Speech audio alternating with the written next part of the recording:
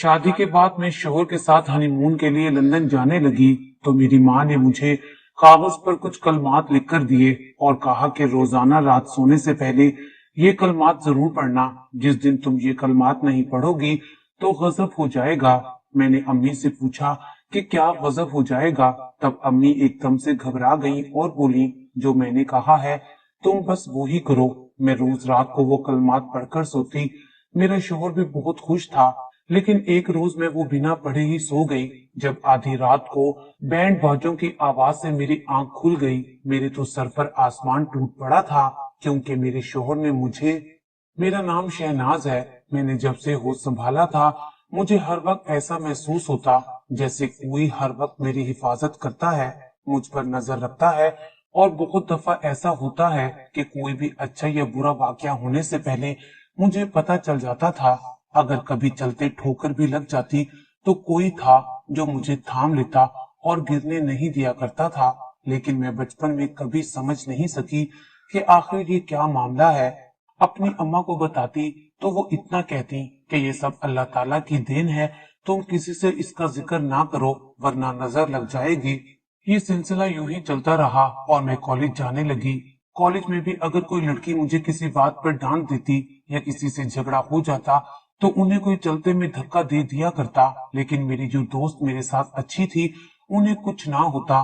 कभी ऐसा लगता है कि जैसे किसी ने मेरा नाम लिया है, मगर बस आवाज ही आती थी, कोई नजर नहीं आता था। मुझे उससे लगाव होने लगा था। मैं दिन रात इबादत में लग गई और अल्लाह ताला से दुआएं मांगती कि जो भी मेरी इतनी हिफाजत कर रहा है, मेरे अल्लाह मुझे उसका चेहरा दिखा दे जो हर वक्त मेरे पास रहता है। मैं अच्छी तरह जानती थी कि वो कोई जिन ही हो सकता है। मुझे अपनी जिंदगी बहुत दिलचस्प लगने लगी थी। मुझे वो अनजानी आवाज अब रात के वक्त भी सुनाई देने लगी थी। मुझे रात का इंतजार रहता कि कब रात हो और कब उसकी आवाज सुनूं। कभी वो बिल्कुल मेरी तरह बोलता और कभी उसकी जुबान मुझे समझ ना आती। रात को कोई मेरे सर पर हाथ फेरता, मेरे बिखरे हुए बालों को संवारता। मुझे महसूस भी होता था कि मेरे करीब कोई तो है, मगर मैं देख नहीं सकती थी। सारे काम वो अनदेखी ताकत कर दिया करती। एक दिन ख्वाब में किसी ने कहा कि मैं एक जिन हूँ, लेकिन तुम डरो नहीं, मैं तुम्हें कोई नुकसान नहीं पहुंचाऊंगा। मुझे ये ख्वाब शैतानी लगा कि शैतान मुझे परेशान करने के लिए वसवसे डाल रहा है। लेकिन ये ख्वाब अब मुसलसल आने लगा था। मैं घबरा गई थी। मैंने अम्मा को बताया। वो मुझे अपने साथ एक कामिल बाबा के पास लेकर गई। उसने अम्मी से पैसे ले लिए और किया कुछ नहीं था। मेरा रिश्ता मेरी खाला के बेटे से तय था। हम एक दूसरे को पसंद किया करते थे, लेकिन इससे पहले कि हमारी शादी तक बात पहुंचती, हर दफा शादी होते होते रह जाया करती थी। अम्मी भी परेशान रहती कि ऐसा क्यों हो रहा है, जबकि बचपन से जो कुछ मेरे साथ होता आ रहा था वो सब अम्मा को भी याद नहीं था। लेकिन मुझे तो उस जिन से लगाव होने लगा था। उसकी आवाज मुझे अच्छी लगने लगी थी। आमिर बाबा ने कहा कि जब वो तुमसे बात करने की कोशिश करे तो तुम खामोश रहना, उसे किसी बात का जवाब नहीं देना और ये तावीज गले में पहन कर रखना। लेकिन मैंने आमिर बाबा के कहने के बावजूद उस जिन से बात करना और उसकी आवाज सुनना नहीं छोड़ी थी। शायद मुझे उससे मोहब्बत होने लगी थी। मैं हर वक्त यही दुआ मांगती कि किसी तरह उसका चेहरा मुझे नजर आ जाए। एक दिन ईशा की नमाज के बाद मैं जाए नमाज पर बैठी दुआ मांग रही थी, जब मुझे महसूस हुआ कि कोई मेरे पास आकर बैठा है। मैं दिल में कहने लगी, कौन हो तुम जो हर जगह मेरा ख्याल रखते हो? एक बार सामने आ जाओ, मैं तुम्हें देखना चाहती हूँ। उस रोज मुझे दुआ के बाद एक अजीब सा सुकून महसूस हुआ, जैसे आज मैं उसे देख लूंगी, वो जरूर मेरे सामने आ जाएगा। फिर मैं सोने के लिए लेट गई। कब मेरी आंख लगी मुझे पता नहीं चला और ख्वाब में देखा कि मैं बेहोशी की हालत में हूँ। अचानक एक लंबे कद का सफेद रंग का खूबसूरत लड़का मेरे सामने खड़ा था। मैं उसे देखती रह गई। वो कहता कि क्यों इतनी बेचैन हो, मैं हर वक्त तुम्हारे पास रहता हूँ। वो मुस्कुरा रहा था। मैं ख्वाब में उसे कहना चाह रही होती हूँ कि तुम कभी भी मुझे छोड़कर मत जाना, मेरे पास ही रहना, लेकिन मेरी आवाज ही नहीं निकलती। मैं उसे आवाज देने की कोशिश करती हूँ कि मुझे छोड़कर मत जाना, लेकिन वो दोबारा आने का कहकर चला जाता है। वो जाते वक्त कहता है कि आमिर बाबा के पास जाओगी तो मैं फिर कभी नहीं आऊंगा। जब मेरी आंख खुली تو میں سوچنے لگی کہ اب میں کیا کروں، عامل بابا کی بات مانوں یا اس کی جو خواب میں آیا تھا۔ کچھ دن بعد میری خالہ میری نکاح کی تاریخ لینے آنا چاہ رہی تھی۔ بجائے اس کے کہ مجھے خوشی ہوتی، میں الٹا پریشان تھی کہ کہیں نکاح کے بعد وہ لڑکا مجھے چھوڑ کے چلا نہ جائے۔ مجھے اس سے محبت ہو گئی تھی، میں اسے کھونا نہیں چاہتی تھی۔ یہ سب میری نادانی اور کم عمری میں ہوا تھا۔ اگر مجھے ذرا بھی کچھ سمجھ ہوتی تو کبھی ایسا نہ ہوتا، لیکن مجھے اس سے اس قدر لگاؤ تھا کہ میں اپنے کزن، جس سے مجھے واقعے میں پہلے بہت محبت تھی، اس کا مجھے خیال بھی نہیں آیا تھا، اور میں ہر وقت اس جن کے بارے میں سوچتی رہتی۔ وہ مجھے بہت سکون دیتا تھا۔ اماں میری حالت دیکھ کر اکثر ڈر جاتی تھی کہ میرے ساتھ عجیب عجیب ہونے لگا تھا۔ سب کچھ اماں جان گئی تھی۔ ایک دفعہ میری بڑی آپی میرے پاس آ کر بیٹھی جبکہ میں نیند میں تھی۔ اس نے اچانک مجھے تھپڑ مارا اور کہا کہ تمہاری وجہ سے ہم سب ڈرتے ہیں اور تم مزے سے سو رہی ہو۔ تب کسی نے آپی کو اٹھا کر بیڈ سے نیچے مارا۔ آپی چیختی ہوئی کمرے سے باہر بھاگ گئی۔ اس وقت وہاں کوئی نہیں تھا۔ اس کے بعد مجھے 2 ماہ تک بخار رہا۔ مجھے ڈاکٹر کے پاس لے کر گئے تو اس نے مذاق میں کہا کہ تمہیں تو اب تک مر جانا چاہیے تھا، تم کیسے زندہ ہو۔ ڈاکٹر مجھے ہنسانے کی کوشش کر رہا تھا، لیکن کچھ دن بعد پتا چلا کہ وہ ڈاکٹر بھی بخار کی وجہ سے انتقال کر گیا ہے۔ ایسے بہت سے واقعات ہوئے جس سے بہت نقصان ہونے لگا تھا۔ میری وجہ سے یہ سب ہو رہا تھا، سب میری وجہ سے تکلیف میں آ چکے تھے۔ میں نے ایک دن اس لڑکے کو برا بھلا کہنا شروع کر دیا کہ وہ غصے میں آئے اور کہے کہ میں چلا جاتا ہوں، اب تم مجھ سے نفرت کرنے لگی ہو، لیکن ایسا کچھ بھی نہیں ہوا۔ میں کالج گئی اور جب گھر واپس آئی تو گھر کوئی نہیں تھا۔ میں نے کمرہ بند کیا اور زور سے چلانے لگی۔ میں نے اسے کہا کہ آخر تم چاہتے کیا ہو، کیوں مجھے اتنا پریشان کر رہے ہو، چلے جاؤ اب یہاں سے۔ لیکن اس نے کوئی جواب نہیں دیا۔ میں نے سوچا کہ باقی کی زندگی ایسے ہی گزرے گی۔ پھر جب گھر میں کوئی میرے علاج کا کہتا ہے تو نقصان شروع ہو جاتا۔ ایک دفعہ اماں نے میری شادی کے لیے کچھ پیسے رکھے تھے، لیکن وہ مل نہیں رہے تھے۔ مجھے معلوم تھا کہ یہ حرکت اسی نے کی ہوگی۔ اماں نے بہت ڈھونڈا لیکن رقم نہیں ملی۔ میں نے اپنے کمرے میں جا کر اس جن سے کہا کہ میں جانتی ہوں کہ تم مجھے سن رہے ہو، لیکن تم اچھے نہیں ہو، تم تو میرے اپنوں کے ہی دشمن بن گئے ہو۔ تم کیا سمجھتے ہو، تم نے جو پیسے اٹھائے ہوئے ہیں وہ وہیں واپس رکھ دو، ورنہ چلے جاؤ یہاں سے۔ پھر اگلے دن اماں نے کہا کہ پیسے مل گئے ہیں، میری الماری میں ہی پڑے ہوئے تھے لیکن مجھے نظر نہیں آئے۔ مجھے یقین ہو گیا کہ پیسے اسی جن نے ادھر ادھر کیے تھے، اس لیے میرے کہنے پر واپس رکھ دیے۔ اماں سب سمجھ چکی تھی۔ پھر اس کے بعد مجھے دوبارہ عامل بابا کے پاس لے کر گئیں۔ اماں نے عامل سے کہا کہ بابا جی ہر حال میں اس کا علاج کریں، اب تو بہت نقصان ہو رہا ہے اور اس کا نکاح بھی کرنا ہے، لیکن وہ جن اس کا پیچھا ہی نہیں چھوڑتا۔ جب اماں نے میرے نکاح کا نام لیا تو اس جن نے عامل بابا کے کمرے کی چیزیں توڑنا شروع کر دی۔ مجھے دیکھ کر عامل بابا نے کہا کہ یہ لڑکی بہت بڑی مشکل میں پھنس چکی ہے، اس کا علاج نہیں ہو سکتا، اگر علاج کیا تو یہ مر جائے گی کیونکہ وہ مجھے مار دے گا۔ میں نے بہت منتیں کی، آخر عامل بابا نے میرا علاج شروع کر دیا۔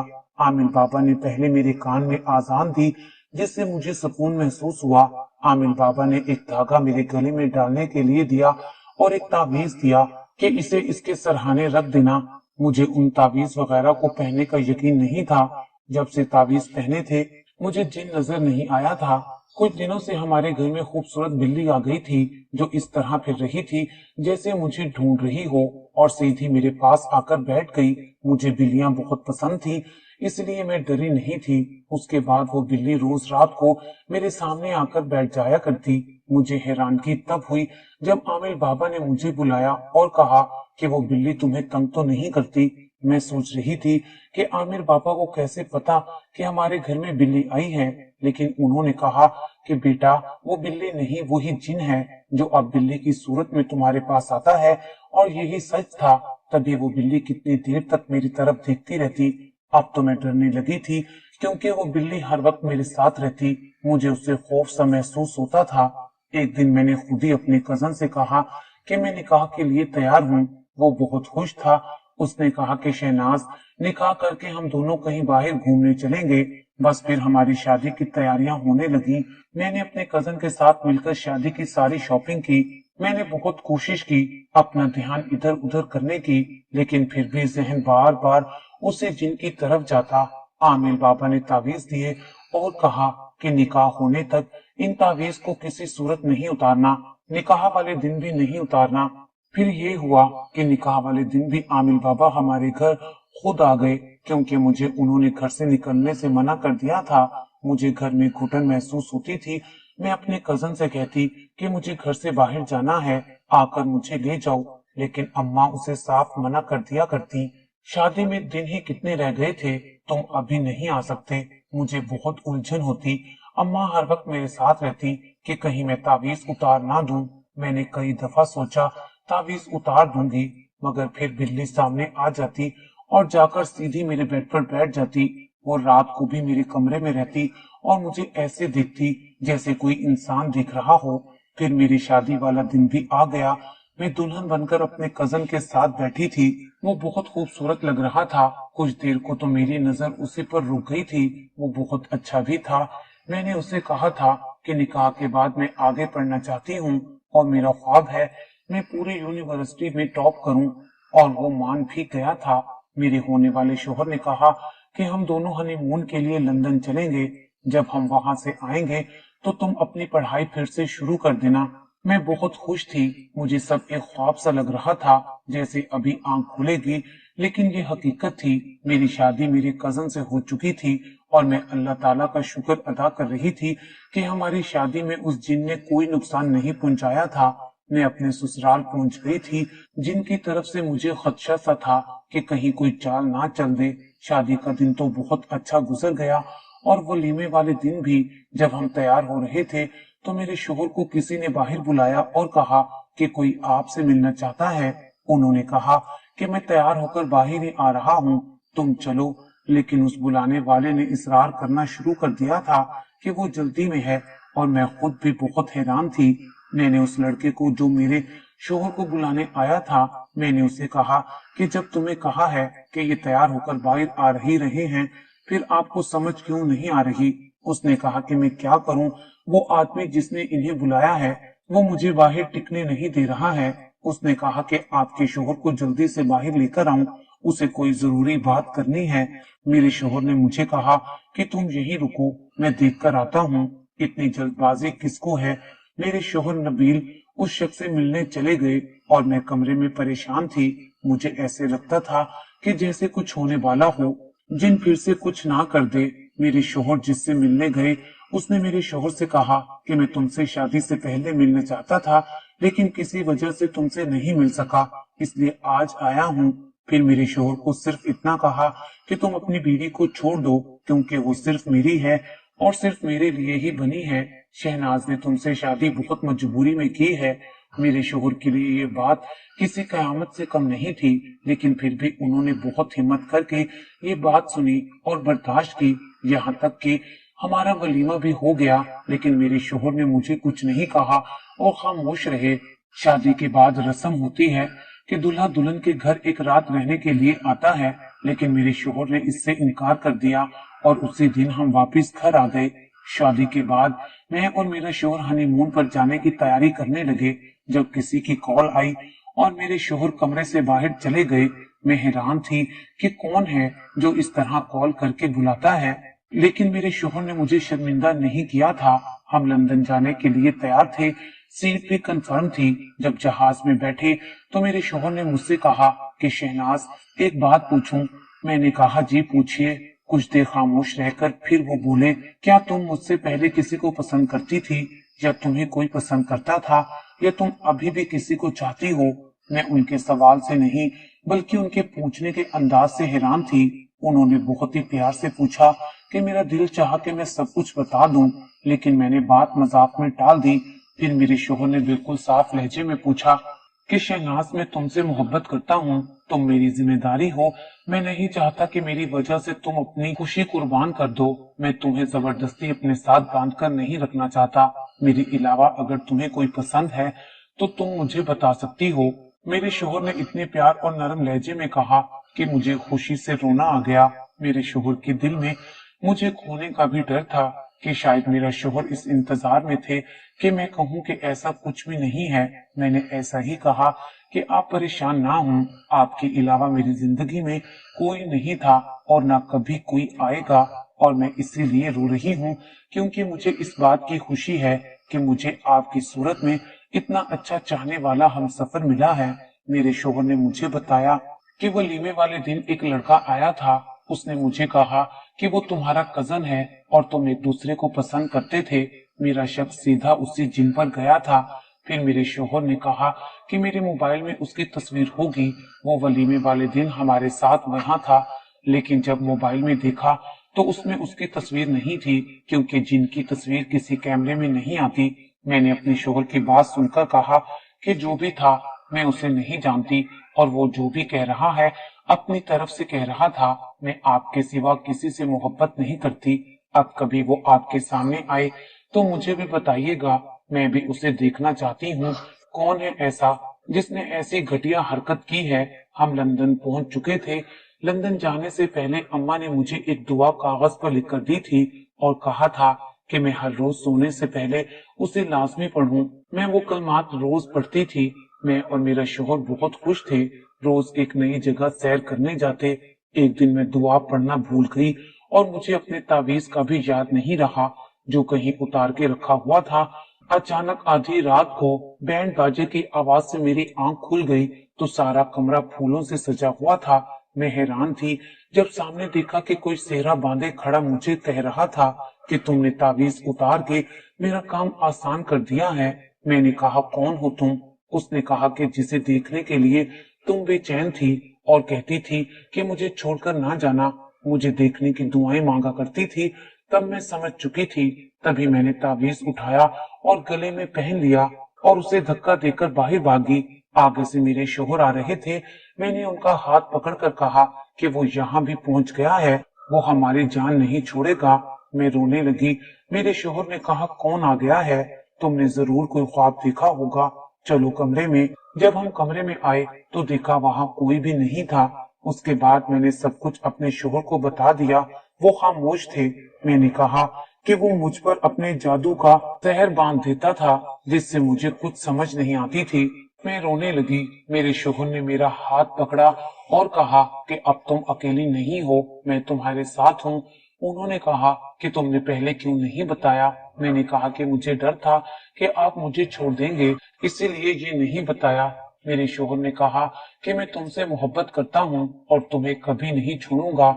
और रहा सवाल उस जिन का, तो उसका इलाज तो बहुत जरूरी है, जो जबरदस्ती मेरी बीवी के पीछे पड़ा है। लेकिन हमें अभी यहाँ से जाना होगा। हम अगली फ्लाइट से पाकिस्तान पहुंचे और सीधे अम्मा के घर चले गए। जब से हम वापस आए थे, अजीब अजीब वाकयात होने लगे थे। हमारे घर की चीजें खुद ब खुद टूट रही थी। हमारा बहुत नुकसान हो रहा था। इसलिए हम आमिर बाबा के पास पहुंचे, लेकिन आमिर बाबा पहले ही दुनिया से जा चुके थे।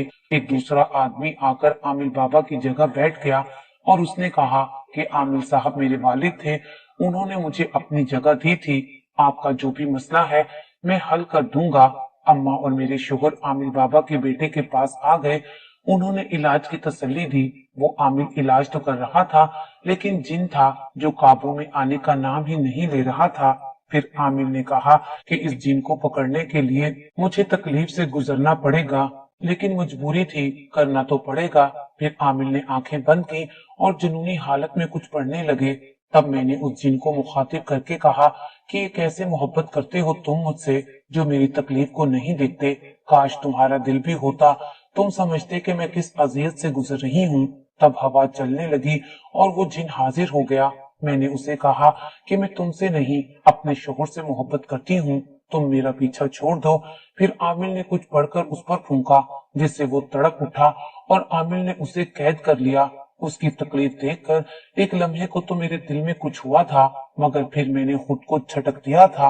मुझे बहुत तेज बुखार हो चुका था और मैं बेहोश हो चुकी थी।